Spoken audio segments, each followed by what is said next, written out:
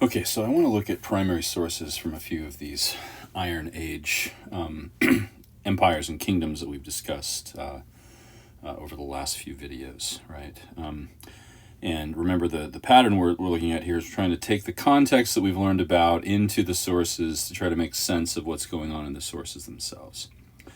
And so we begin here with what I think is a really interesting source from the Assyrians. This is a law code from actually fairly early in Assyrian history. This is at the very beginning of when they started to conquer areas around Assyria.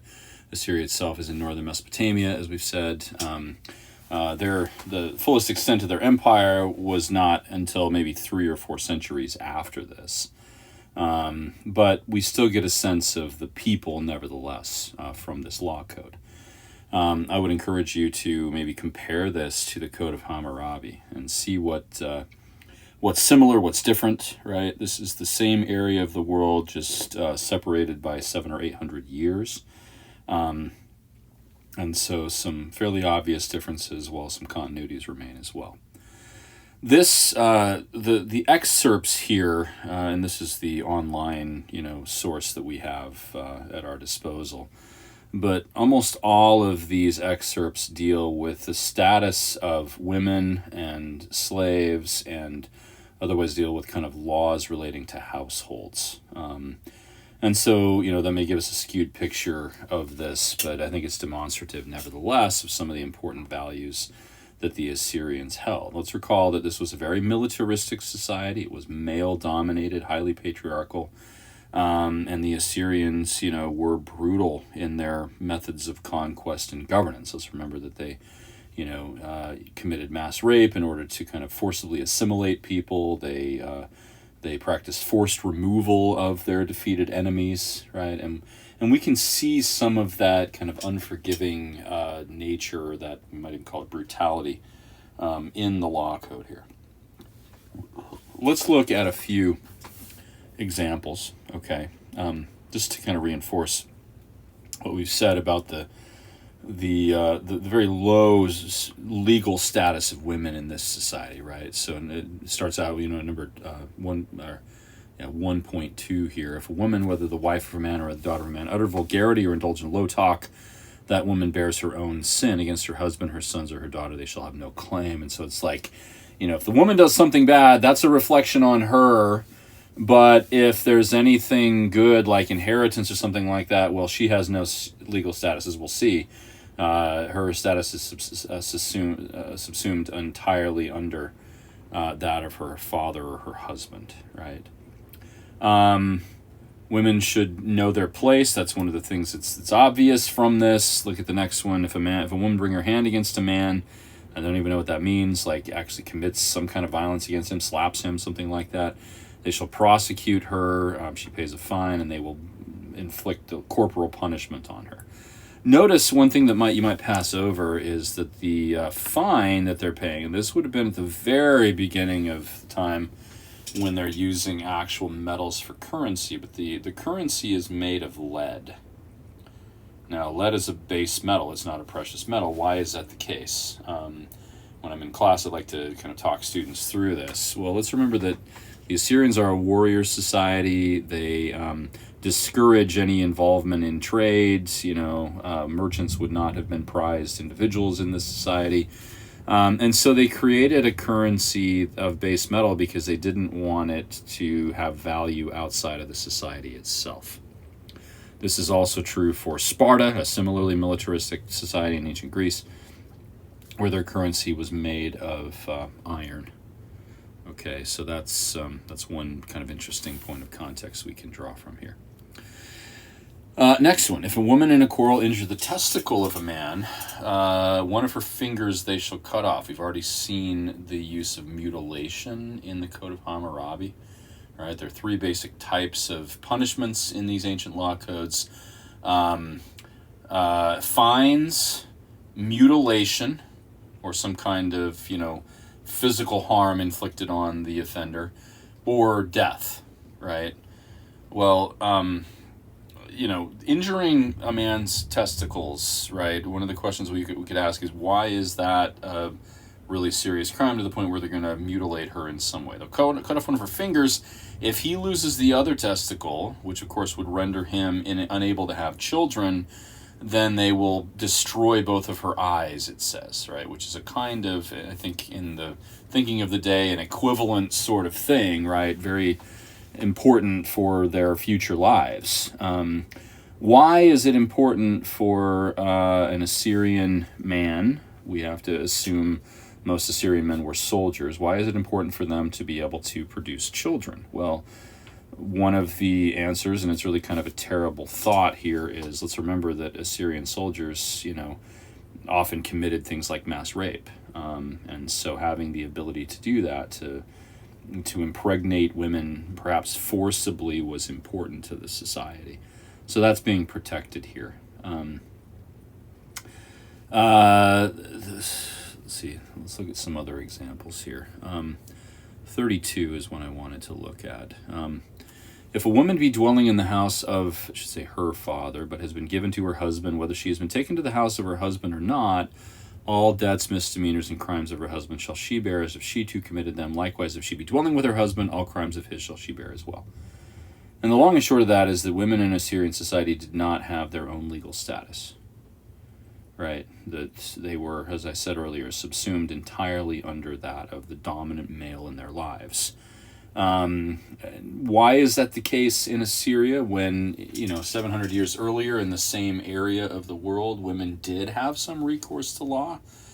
Well, I think one thing we could point to pretty obviously is that soldiers are prized above all others, and in Assyrian society, soldiers were men. And so they have even greater legal privilege, and women had fewer legal privileges, or no legal privileges at all. Okay. Remember in the Code of Hammurabi, if a man wanted to divorce his wife, especially if she had borne him children, then he had to provide some kind of child support or alimony and even an inheritance. Look at number 37 here. If a man divorce his wife, if he wish, he may give her something. If he does not wish, he need not give her anything. Empty shall she go out. Right? There's the denigration of women again. Number 40, I think, is helpful for this too. If the wives of a man or the daughters of a man go out into the street, their heads are to be veiled. The prostitute is not to be veiled. Maidservants are not to veil themselves. Veiled harlots and maidservants shall have their garments seized, and 50 blows inflicted on them, and bitumen poured on their heads. This would be like hot coals that would disfigure them, probably. Okay. Why is this the case, right? Now, don't draw a direct line between the practice of veiling in this ancient society and, what is the case now with some Middle Eastern societies, okay? While the purpose might be the same, there's not, they didn't get that from this ancient society necessarily. Veiling has been used in lots of different civilizations. But veiling invariably represents ownership. The wives or the daughters of a man are protected commodities, shall we say, right? They are like possessions. And so what then is a prostitute or a maidservant? Well, the simple answer is they are public goods, right? They are not supervised or controlled. Their legal status isn't controlled by another man, by a man. If they impersonate a privileged woman in that sense, right? I use privilege very loosely. Then there's a very serious penalty inflicted upon them. Essentially, they are rendered unable to pursue their profession. If their fine clothes are seized and they're beaten and disfigured, well, they're not going to be able to practice their profession any longer. The Assyrian code does give men permission to beat their wives, pull their hair, their ears. They can bruise or pierce them. Okay, he commits no misdeeds thereby, right? So again, more denigration of women. It's tough to read this stuff. But again, this is, I think for reasons that this is a very militaristic society. Now, interestingly, Sparta does not go that route. Sparta actually gives a fair amount of legal privilege to women, and we'll talk about that later. One source that I didn't assign, but I think is demonstrative of the general opinion people had of the Assyrians. Remember, they were quite unpopular because well, for pretty obvious reasons, their cruelty, their barbarity, right? But the book of Jonah in the Bible, if you're familiar with the story, right? Jonah and the whale and all of that. Well, Jonah is a servant of God, and God comes to him. Now, this is the Hebrew God, Yahweh, comes to him and says, essentially, I want you to go to the Assyrians and tell them to repent, tell them to stop being so wicked. And Jonah's response to that is, like, you want me to go where, right? And he doesn't obey God. He gets on the ship and heads in the exact opposite direction. Well, of course, he can't get away from God. And so God causes a storm to come up. Eventually, Jonah is thrown overboard and swallowed by this fish. And it takes, Jonah's in the belly of the fish for 3 days, and he's finally like, okay, God, fine. I'll go to Assyria.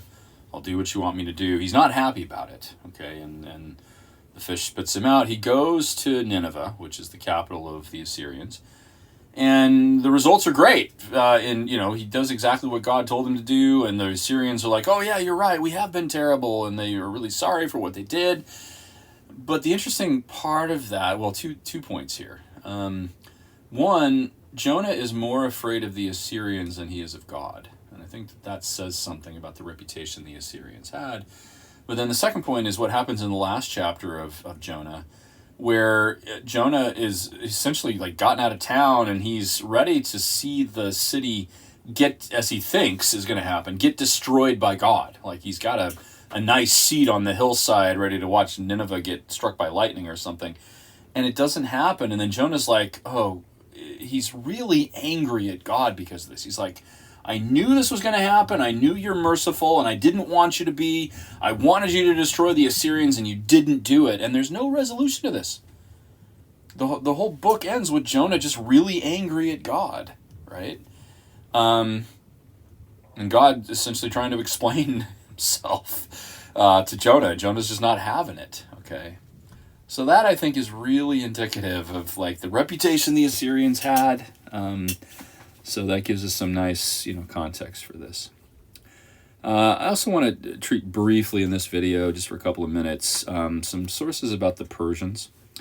Let's remember that the Assyrians were brutal. The Chaldeans or the Neo-Babylonians who conquered them and kind of took over their empire after that they pursued similar policies, but the Persians then turned to tolerance and magnanimity. And here are a couple of sources that demonstrate that, right? These are from Cyrus the Great, who was the kind of the initial ruler in the Achaemenid dynasty. He says here, so the first one is about Babylon. When I entered Babyloni, it's Babylon, as a friend, and when I established the seat of government in the palace of the ruler under jubilation and rejoicing, Marduk is the chief god in the Babylonian pantheon. Marduk, the great lord, induced the magnanimous inhabitants of Babylon to love me, and I was daily endeavoring to worship him.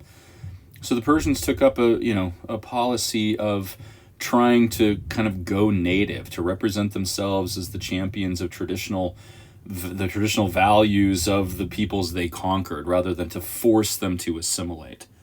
There's also a bit from the book of Ezra from the Hebrew Bible here where Cyrus, again, is giving permission to the Hebrews, or the Jews as they're called at this point, to return to Jerusalem and to take up the true worship of God again, and even to rebuild the temple which was destroyed, their kind of ritual center there. All right, so this became the policy of the Persians. All right, so we'll move on next time and talk about some Hebrew sources and then also some Greek sources.